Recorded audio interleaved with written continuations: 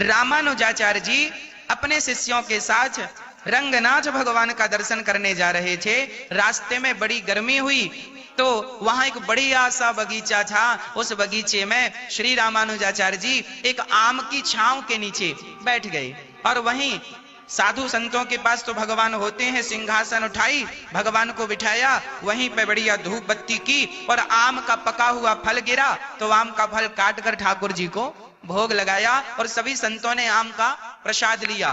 तब तक वहां से कोई गुजरा तो रामानुजाचार्य जी ने पूछा कि भैया ये बगीचा बड़ा सुंदर है, ये बताओ ये बगीचा किसका है?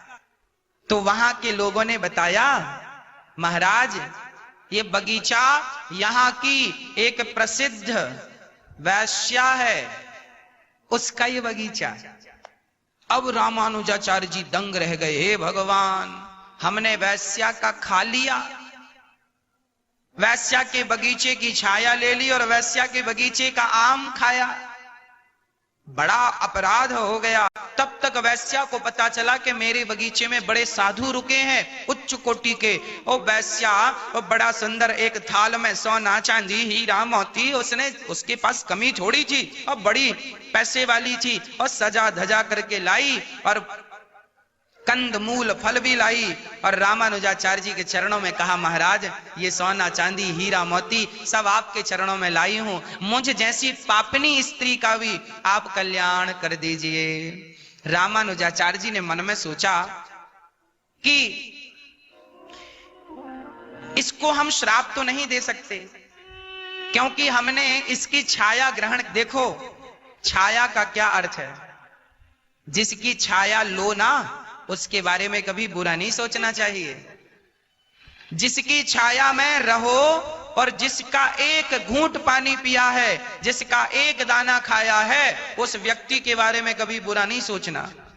रामानुजाचार्य जी ने कहा, बेटी तू भले वैश्या है परंतु अनजाने में ही सही हमने तेरे बगीचे की छाया ली और तेरे बगीचे के फल खाए हैं और तू ये सोना चांदी हीरा मोती लाई है ना, तो सुन हमने तेरी छाया स्वीकार कर ली, अब तू ये सारा अपना सामान उठा और यहां से जा, हमें कुछ भी इसमें से स्वीकार नहीं करना।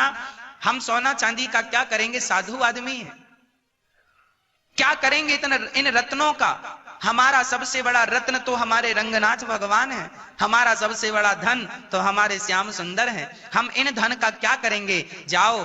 उस वैश्या ने कहा, महाराज मेरी ये सेवा स्वीकार कर लो। तो रामानुजाचार्य भगवान ने कहा, अच्छा एक बात है, यदि तू जिद करती है तो जा, जो सोना और हीरा मोती लाई है ना, जा इस सोने से रंगनाथ भगवान के लिए बढ़िया सा मुकुट बनवा, हम वो मुकुट भगवान को पहना देंगे। अब वैश्या बड़ी प्रसन्न हो गई। आहा, एक बढ़िया से सुनार के पास गई और बोली, सुनो बिना मिलावट के अच्छी से अच्छी क्वालिटी का काम करना और बढ़िया मुकुट बना कर दो, कोई मिलावट ना हो और अच्छी मुकुट हो और जितना बढ़िया रत्न लगा सकते हो लगाना।